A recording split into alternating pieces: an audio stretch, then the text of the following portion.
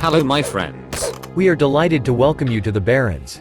Today we will share the results of our last year of research with you. We'll tell you how much money players are spending on Hearthstone, which offers are the most profitable for Blizzard. And about the financial failure of Battlegrounds and the possible ways to monetize the new Mercenaries mode. But before we move on to the shocking results of our research, we must draw your attention to several very important facts. First, Hearthstone is not a pay-to-win game. You don't need to make any purchases to be an effective player. You can play absolutely free and have a collection that is no worse than most premium players, even if you are not playing every day. These are not just words. I have the right to say this because I am a free-to-play player. Here is the second important fact. This video is not made to accuse Blizzard of being greedy or piss off the community. Purchasing in-game items is an integral part of free-to-play games. I, in turn, am very interested in the economics and monetization of the game. I have done a lot of guides on this topic. I hope that our research will be an important step towards understanding the rules of the Hearthstone economy, and that it may explain some of Blizzard's motivations, demonstrate the futility of most of the community's demands, and help predict what to expect in the future. Of course it's the right way. Let's move on to our research. According to the official infographic from the developers, Hearthstone had 23.5 million active players in 2020. Of course, we are not able to determine the degree of engagement of each user, but we can find out how much money one small community of players is spending. My channel has united over 75,000 inhabitants of Azeroth.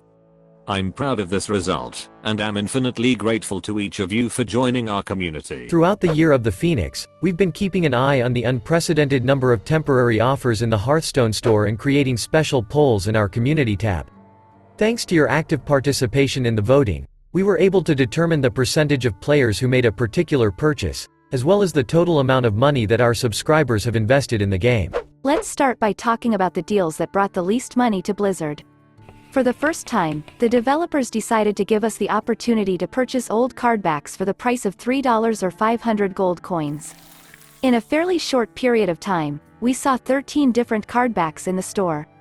We did a few surveys that showed very similar results. On average, only 2% of players made a purchase with money and approximately 7% of players spent gold.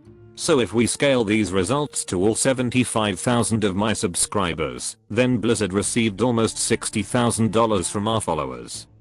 By the way, this profit was only 0.5% of the money that our community spent during the year. Next in line are old portraits. The absolute favorite among the portraits was the Sylvanas skin.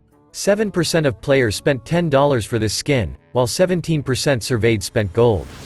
Presumably, our community spent $85,000 on these purchases.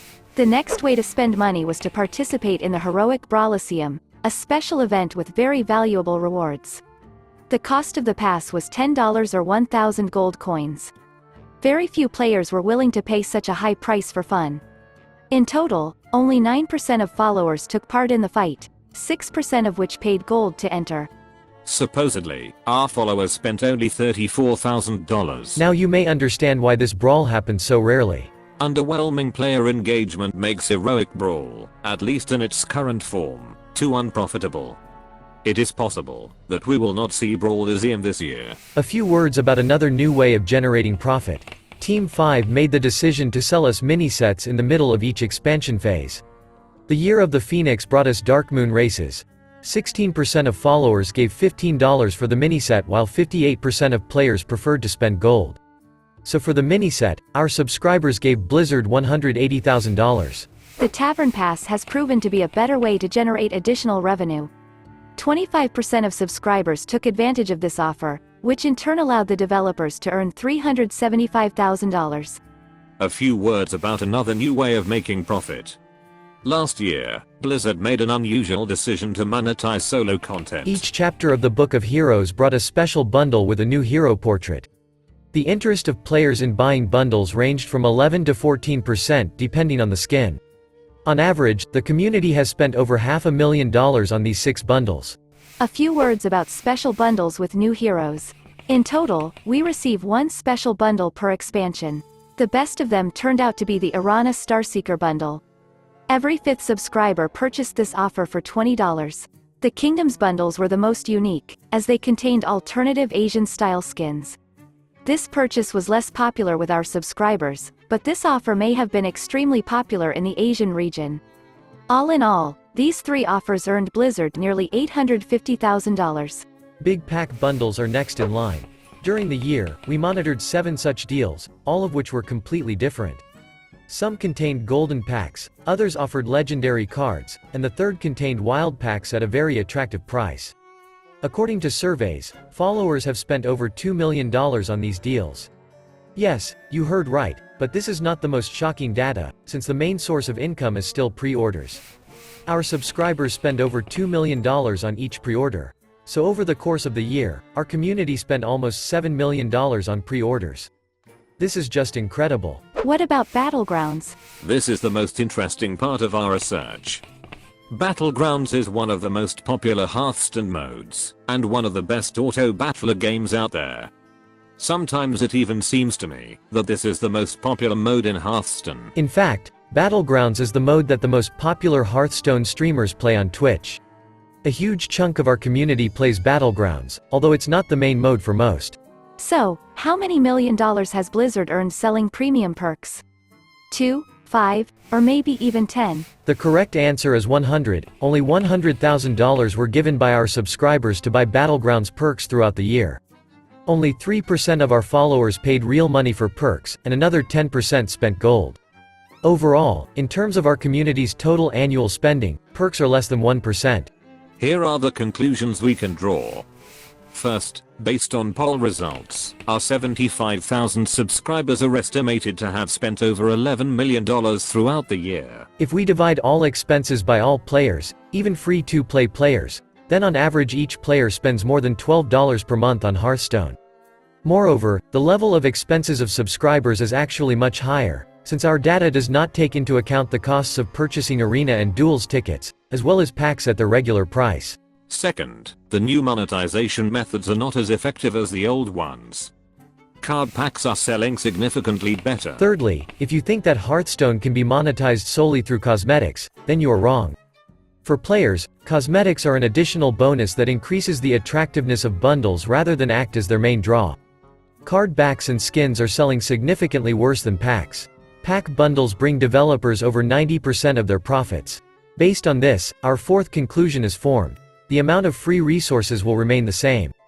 The developers will not make any significant changes, as this could negatively affect revenue.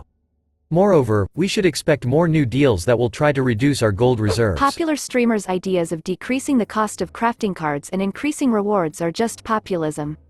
Such ideas indicate a complete lack of understanding of the functioning of the economy, or are a way to manipulate the audience. Don't get me wrong, I love the fairy tale in which Hearthstone is a completely free game. Battlegrounds is a very good example of the realization of such a fantasy, but at the same time this approach does not bring profit, and the game in this form will not be able to develop and exist for many long years. In terms of monetization, Battlegrounds is a colossal failure. At the same time, this is the best failure Blizzard has ever made. In the future, developers will definitely try to find new ways to monetize the mode. Perhaps Battlegrounds monetization is the main reason for such long beta testing.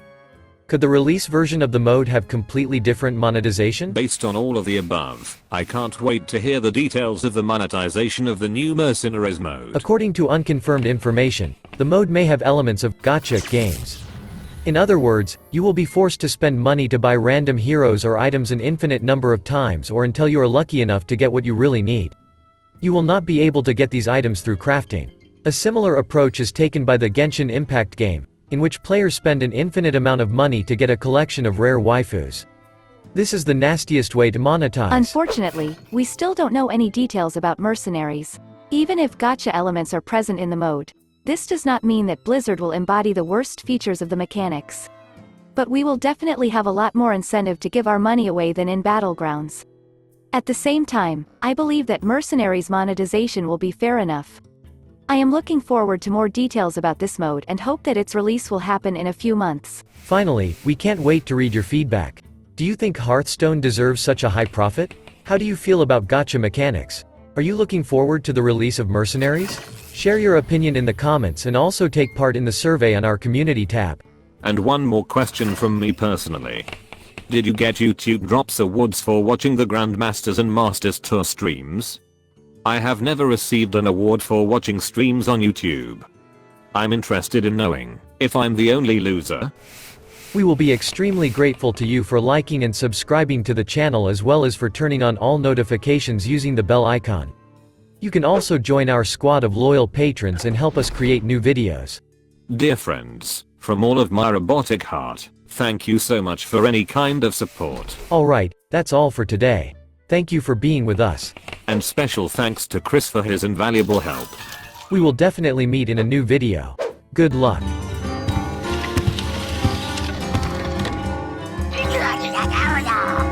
What? Who?